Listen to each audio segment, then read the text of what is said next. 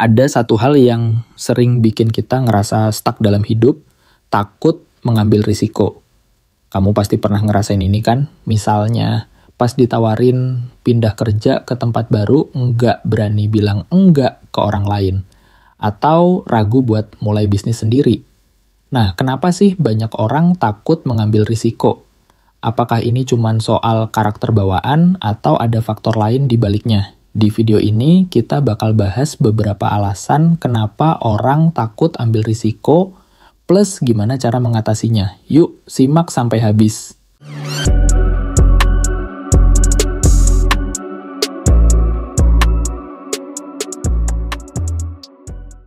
Penyebab pertama kenapa banyak orang takut ngambil risiko adalah karena mereka takut gagal dan dihakimi orang lain.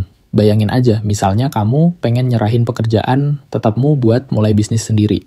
Tapi, begitu kamu ceritain ide itu ke keluarga atau temen, mereka langsung komentar, waduh jangan deh, nanti kalau gagal gimana? Atau, mungkin kamu udah pernah coba sesuatu di masa lalu, tapi hasilnya nggak sesuai ekspektasi, dan orang-orang di sekitarmu nggak segan-segan ngomentarin kegagalan itu.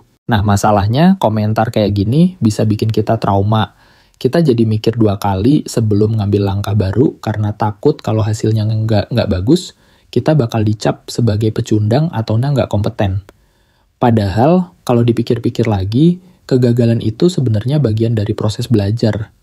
Bahkan, orang-orang sukses di dunia ini juga pernah gagal berkali-kali sebelum akhirnya berhasil. Jadi, kenapa kita masih terlalu takut sama kegagalan? Penyebab kedua adalah kurangnya keyakinan pada kemampuan diri sendiri. Banyak orang ngerasa kalau mereka nggak cukup pinter, nggak cukup kuat, atau nggak cukup berbakat buat ngambil risiko besar.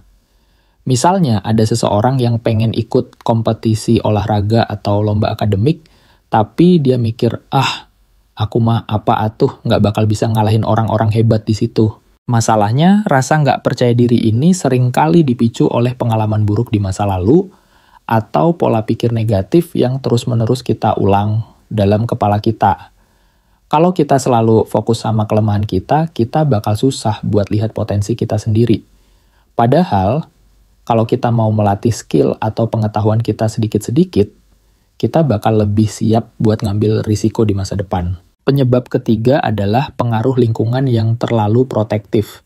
Misalnya, kalau kita dibesarkan di keluarga yang selalu melarang kita buat nyoba hal baru karena takut kita celaka, lama-lama kita jadi takut buat ngambil risiko sendiri.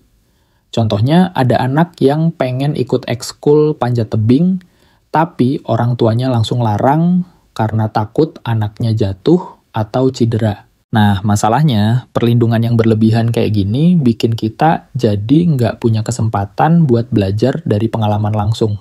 Akhirnya, kita tumbuh jadi orang dewasa yang nggak siap ngadepin tantangan hidup karena kita nggak pernah dilatih buat ngambil keputusan sendiri. Padahal, risiko kecil-kecilan itu penting banget buat ngembangin mental kita.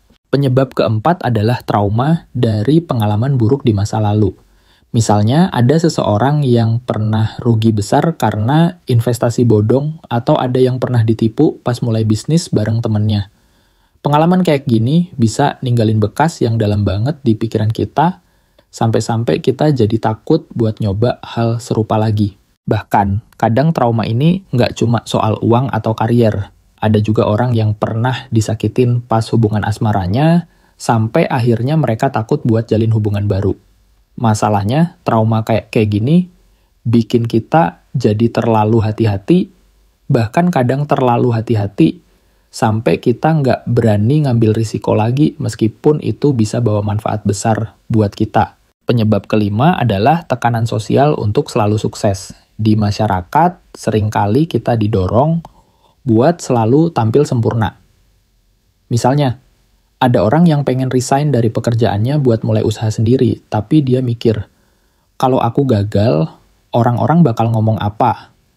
Atau, ada yang pengen kuliah di jurusan seni, tapi keluarganya maksa buat kuliah di jurusan teknik biar kelihatan lebih bergengsi. Masalahnya, tekanan kayak gini bikin kita jadi nggak berani ngambil risiko karena takut hasilnya nggak sesuai ekspektasi orang lain. Padahal, yang namanya risiko itu nggak selalu berujung sukses. Kadang kita harus siap buat gagal dulu sebelum akhirnya nemuin jalan yang bener-bener cocok buat kita. Nah, dari beberapa penyebab tadi, kita bisa lihat kalau takut ngambil risiko itu nggak cuma soal karakter bawaan.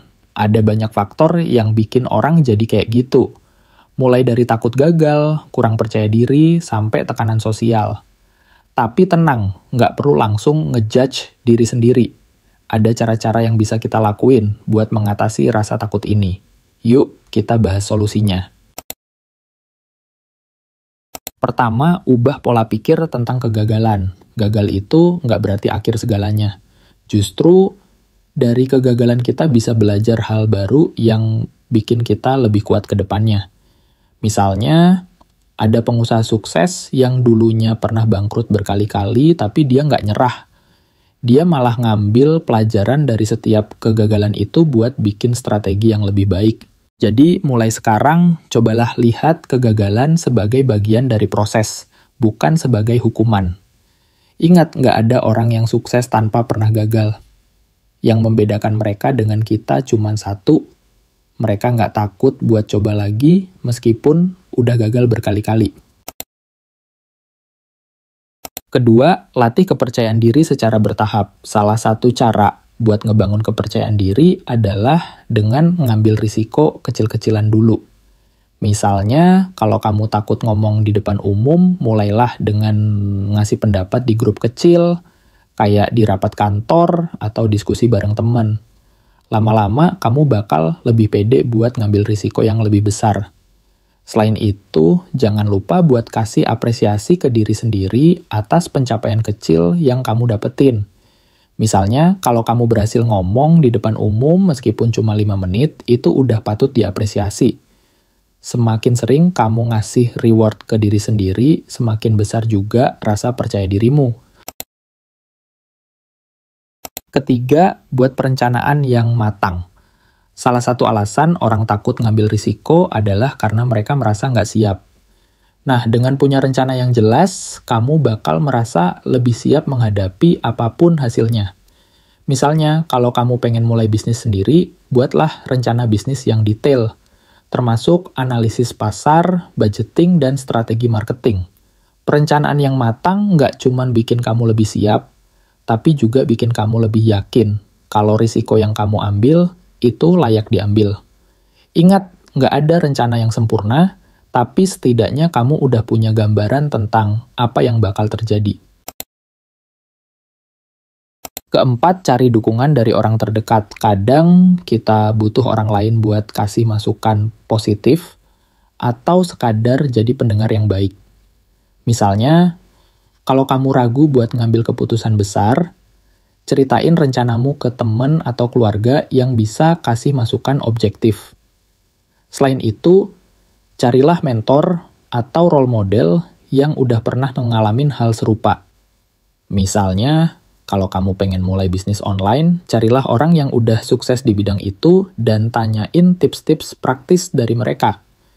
Dengan punya orang yang bisa diandelin, kamu bakal merasa lebih siap buat ngambil risiko. Kelima, fokus pada proses, bukan hasil akhir. Alih-alih mikirin apa yang bakal orang lain pikirin, cobalah nikmatin setiap langkah yang kamu ambil. Misalnya, kalau kamu pengen belajar bahasa baru, jangan langsung mikirin, aku harus jago banget dalam waktu singkat. Fokus aja dulu sama proses belajarnya, kayak nonton video tutorial atau latihan ngomong tiap hari. Ingat, yang penting itu usaha, bukan cuma hasilnya. Kalau kamu udah ngelakuin yang terbaik, hasilnya bakal mengikuti kok. Jadi, jangan terlalu keras sama diri sendiri ya. Nah, dari pembahasan tadi, kita bisa lihat kalau takut ngambil risiko itu dipengaruhi oleh banyak faktor, mulai dari takut gagal, kurang percaya diri, sampai tekanan sosial. Tapi, bukan berarti kita harus terus-terusan main aman. Dengan pola pikir yang tepat, perencanaan matang, dan dukungan dari orang terdekat, kita bisa pelan-pelan atasi rasa takut ini. Yang penting, ingat kalau hidup ini nggak bakal berkembang kalau kita cuma stay di zona nyaman. Jadi, yuk mulai berani ngambil risiko kecil-kecilan dulu.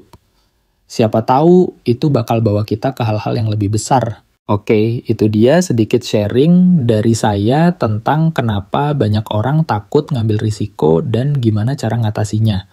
Kalau kamu punya pengalaman atau tips tambahan soal ini, tulis di kolom komentar. Saya pengen denger gimana pandangan kamu soal ini. Jangan lupa like, share, dan subscribe kalau kamu suka video ini. Sampai jumpa di video berikutnya.